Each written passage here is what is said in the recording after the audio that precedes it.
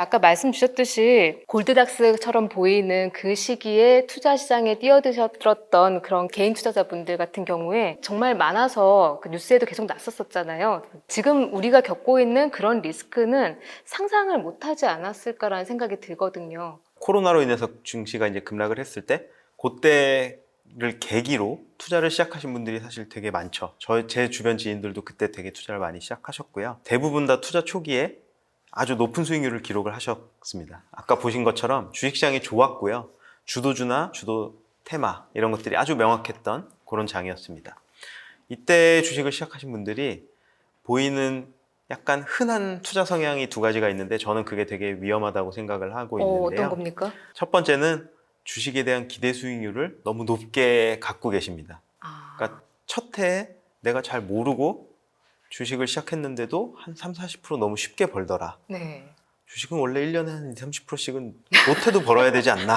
이런 생각들을 갖고 계신 거예요. 그리고 두 번째는 성장주에 대한 쏠림이 굉장히 강한 거죠. 내가 테슬라 1,500불, 2,000불 가는 거 봤어. 지금 800불이면 싸.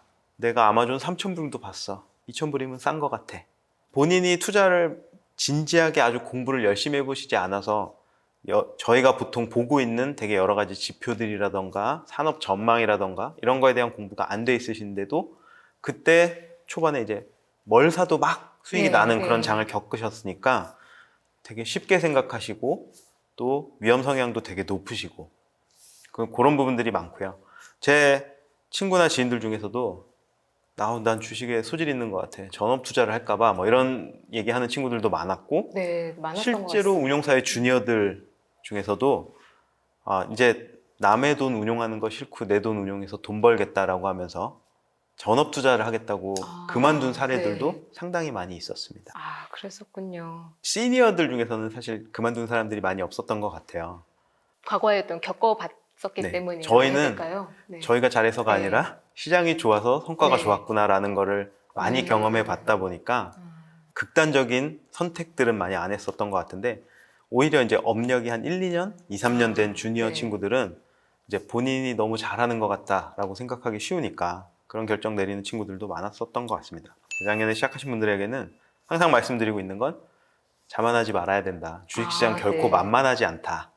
되게 열심히 공부해야 시장 이상을 할 수 있다라는 말씀 많이 드리고 있고 포트폴리오의 관점에서는 어느 한쪽으로 극단적으로 쏠리면 항상 잘못하면 크게 다칠 수 있으니까 균형 감각을 좀 가져보셔라 라고 보통 말씀을 많이 드리고 있습니다. 투자가 참 공부가 많이 필요한 영역이기도 한데 또 공부량과 수익률이 또 비례하는 거는 또 아닌 것 같기도 하더라고요. 정말 참 어려운 영역이라고 생각이 됩니다.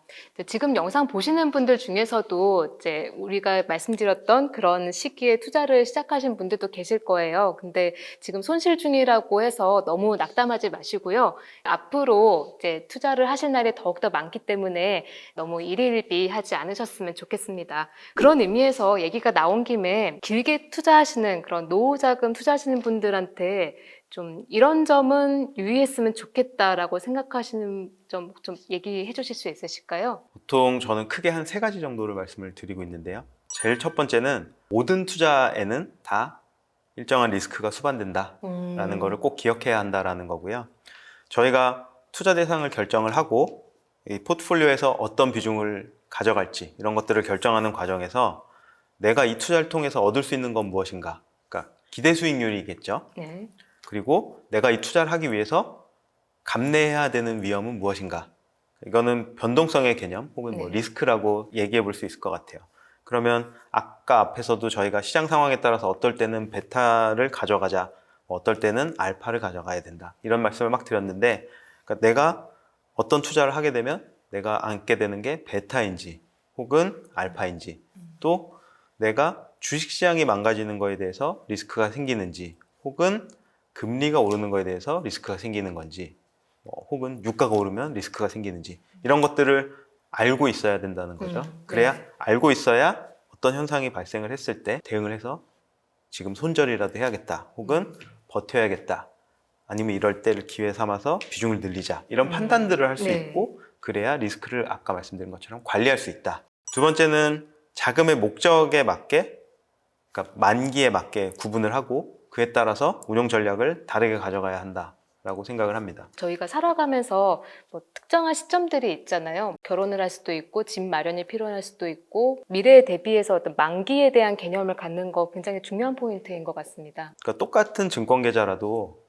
계좌를 여러 개 터라. 예. 그래서 완전히 여유 자금을 운용할 계좌, 결혼 자금을 모을 계좌, 내가 차 살 거를 모으는 계좌, 뭐 이런 네. 식으로 계좌만의 목적을 다 두라고 얘기를 하거든요. 그리고 이제 투자금을 어떻게 운용할지를 결정을 하는 거죠. 뭐 예를 들어 결혼을 내후년에 할 건데 집을 사야 될 돈이 있다. 그러면 이런 거는 굉장히 보수적으로 운용을 해야 되죠. 그러니까 결과적으로 그 시기에 장이 좋아서 투자 수익률이 좋을 수도 있고 네. 또 집 사기 직전에 코로나가 터져서 수익률이 망가질 수도 있기 때문에 그거는 이제 정말 미래를 내다보지 않으면 못하는 거거든요. 목적처가 딱 정해져 있고 필요한 돈이 딱 정해져 있다라고 하면 그런 돈은 정말 보수적으로 운용을 해야 되고요. 또 완전 여유돈이라면 이런 거는 특히나 젊은 친구들은 뭐 어떻게 보면 만기 3, 40년짜리 펀드인 거잖아요. 아, 그러면 그러네요. 고민할 필요가 없는 것 같아요. 그런 거는 좀 더 리스키한 자산을 투자를 해도 전혀 상관없다라고 저는 생각을 합니다. 세 번째는 현금을 갖고 있는 걸 너무 불안해하지 마라. 주식을 하고 투자를 하는 대가로 월급을 받는 저희 같은 이제 펀드 매니저들도 현금 비중 높아지는 거를 되게 불안해하기는 합니다. 아, 그게 그래요? 제일 어려운 것 같은데요. 가장 중요한 것 같습니다. 현금을 가지고 있으면은 저 같은 경우에 생각해봐도 내가 뭔가 투자의 기회를 지금 이 순간도 계속 놓치고 있는 건 아닐까라는 그런 네. 생각이 좀 드는데 혹시 매니저들도 비슷한 생각을 하는 걸까요? 네, 비슷한 생각을 네. 하죠. 그러니까 현금 비중이 높으면 꼭 잘 때도 내일은 주식시장이 오를 것만 같아 라고 생각을 하거든요. 결국 지나고 보면 작년 연말에 주식 다 팔고 현금 100% 만들어서 만약에 놀고 있었던 사람이 있었으면 수익률이 0%잖아요. 네. 그러면 아마 전국에서 1등 네. 수익률을 하고 있을 거예요. 그러니까 네. 현금 갖고 있는 거 불안해할 필요 없다라고 보통 이야기를 합니다. 세 가지 말씀 주셨는데요. 여러분께서 지금 홍성보 이사님께서 얘기해 주신 거 굉장히 좀 깊게 새기시면 좋을 것 같습니다. 아까 그 운용하시는 펀드가 또 혁신성장 기업에 또 투자하시고 계시고 그렇게 말씀을 주셔서 지금 혹시 좀 관심을 가져보면 좋을 만한 어떤 자산군이나 뭐 업종, 테마 이런 게 있다면 좀 아이디어를 나눠주시겠어요? 최근에 증시가 어쨌든 바닥에서는 조금 상승하는 모습들이 나오곤 있지만 이거는 사실은 저는 언제 또 급락할지 모른다라고 네. 생각을 하고요. 그러면 저희가 주식 비중을 여기서 세게 가져가면 내가 얻을 수 있는 기대 수익률하고 또 내가 안아야 되는 변동성을 비교해 봤을 때는 지금은 아직은 매력이 별로 없다라고 생각을 해요. 그래서 단기라면 그냥 관망이라고 생각을 하고요. 퇴직연금이나 이런 은퇴자금 같이 장기의 자금이라면 불안 요소들은 많이 남아있지만 악재들이 대부분 다 가격에 많이 반영이 됐고 그래서 가격이 조정이 많이 이루어졌으니까 이럴 때는 위험자산의 비중을 점진적으로라도 늘려가 보는 건 좋다라고 생각을 합니다. 그러면 여전히 전망이 좋고 기업들의 실적이 하향되고 있지 않은 좀 성장 테마들 이런 것들 가격 조정은 되게 많이 받았거든요.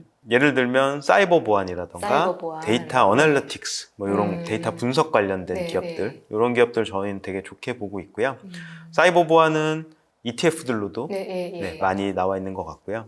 데이터 분석 쪽은 완전히 이렇게 테마가 형성이 되어 있지는 않아서 테마 ETF는 없는 것 같은데 선별적으로 이제 기업들에 투자해 볼 수는 있다라고 생각을 하고요. 또 아직까지 태동하지는 못했지만 자율주행 관련된 기업들 이제 앞으로 성장할 기업들이니까 이런 기업들은 지금부터 모아나가기 되게 좋다라고 생각을 하고요. 전기차 같은 경우도 점점 길에서 전기차 비중이 늘어나고 있고 여전히 늘어날 룸이 충분히 있기 때문에 이런 것들은 지금같이 가격 조정 받았던 시기에 늘려나가기에 되게 좋은 테마라고 생각을 합니다. 말씀 주신 테마들 같은 경우에 저희가 사실 실생활에서도 일하면서도 이런 부분들이 좀 커지고 있다는 것을 느끼고 있는 그런 빅 트렌드인 것 같아요. 네, 그래서 여러분들도 이런 테마에 대해서 조금씩 관심을 가져보시면 괜찮지 않을까 싶습니다. 미국의 13F, 영어로 읽으면 13F라고 될 것 같은데 이런 보고서가 있다고 들었어요. 근데 1억 달러 이상 운용하는 헤지펀드가 보유 종목을 사후적으로 보여주는 거긴 한데 이런 걸 알 수 있다고 하는데 저희 그 일반 투자자들이 그거를 보면 좀 어떻게 좀 도움이 좀 될까요? 좀 컨닝하는 느낌으로? 유명하고 실력 있는 헤지펀드들이 어떤 종목들을 많이 갖고 있고 또 지난 분기에는 어떤 종목을 샀고 어떤 종목을 팔았고 이런 것들을 한 번씩 들여다보는 거는 어쨌든 투자에 굉장히 도움이 많이 된다고는 생각을 합니다. 제가 ETF를 하나 소개시켜 드릴게요.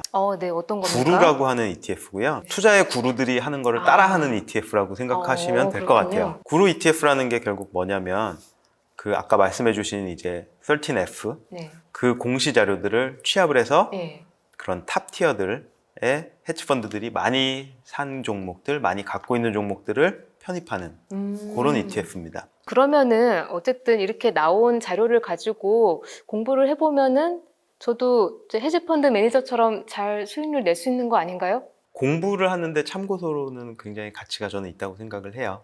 그렇지만 그거를 가지고 그대로 따라서 투자를 하겠다라고 하면 굉장히 위험할 수 있다라고도 생각을 하거든요. 이게 공부로 치면 전교 1등이 작성한 답안지를 제가 갖고 와서 쓰는 건데 지난 학기 답안지를 갖고 오는 거죠. 네. 근데 이번 학기는 증시 환경이 달라졌고 매크로 변수가 달라졌고 기업들의 네. 실적이 달라졌으니까 문제도 달라질 거거든요. 환경이 계속 바뀌니까 그게 늘 답일 수는 없다라는 생각이 들고요. 그런 부분들은 조금 유념을 하고 투자의 대가들은 어떤 기준으로 어떤 종목들에 투자를 하고 있을까 요거를 살펴보고 시각을 공부하는 그런 참고서로 활용하시는 게 가장 좋을 것 같습니다. 네, 이제 좀 맞춰야 될 시간이 다 되는 것 같은데요. 이사님도 개인적으로 노후 대비 자산들 그리고 뭐 연금 이렇게 운용하고 계실 것 같은데 그렇다면 개인적으로 좀 가지고 계시는 어떤 투자 원칙이나 철학이 있다면 끝으로 좀 공유해 주시면 감사하겠습니다. 제가 개인적으로 갖고 있는 원칙은 아까 말씀드린 그 세 가지 그런 네네. 것들이고요. 예. 지금은 좀 더 젊은 친구들, 사회생활을 막 시작하는 이제 친구들한테 제가 보통 해주는 조언 중에 하나를 말씀을 네. 좀 드려보려고 해요. 아까 말씀드린 것처럼 가장 중요한 건 모든 투자에는 위험이 따르기 리스크가 때문에 있다. 네. 투자에 수반되는 리스크를 파악해서 공부해야 된다라고 하는 네네. 거고요. 노후 대비 투자들, 네네. 퇴직연금이나 예. 이런 은퇴자금이라면 개개인이 갖고 있는 투자 포트폴리오 중에서 가장 만기가 긴 투자 네. 자산이다라고 하는 거거든요. 그러면 특히 젊은 친구일수록 은퇴할 때까지 추가로 현금들이 무지하게 납입이 될 거다라는 거를 머릿속에 갖고 있어야 된다고 생각을 해요. 사회생활을 1, 2년밖에 시작 안 네. 했으면 앞으로 30년간 들어올 퇴직연금들이 납입될 현금들이 아직도 많이 있는 거거든요. 얘는 주식을 살 수 있는 만큼 최대한으로 사봐야 주식 편입 비율이 1, 2%밖에 안 되는 상황인 거죠. 그렇네요. 그래서 그거를 머릿속에 그냥 계산을 하고 있어라. 그러면 자산 배분을 어떻게 해야 될지 생각을 해봐라. 특히나 젊은 친구들이라면 만기도 엄청 남았고 그러면 마켓 타이밍도 정말로 하나도 중요하지 않다고 생각을 해요. 네. 그러니까 100의 예. 투자 자산 중에 2%가 지금 현재 예. 집행이 되어 있는 상황이고 나머지 98이 현금이니까 이 2%를 어디다가 지금 투자를 하고 있느냐가 사실은 별로 중요하지 않거든요. 그래서 장기적인 관점에서 유망한 테마 ETF들이나 혹은 좋은 펀드들 이런 것들에 계속 투자를 하고 투자에 대한 공부들을 계속 해나가야 되지만 눈앞에 보이는 수익률에 너무 집중할 필요는 없다. 수익률은 있고 그냥 현실에 집중해서 살아라. 네. 저는 보통 그렇게 얘기 많이 해주고 있습니다. 방송을 보시는 MZ 여러분, 이제 투자를 시작하신 분들은 이사님께서 얘기하신 내용 한번 좀 상기시키시면 좋을 것 같습니다.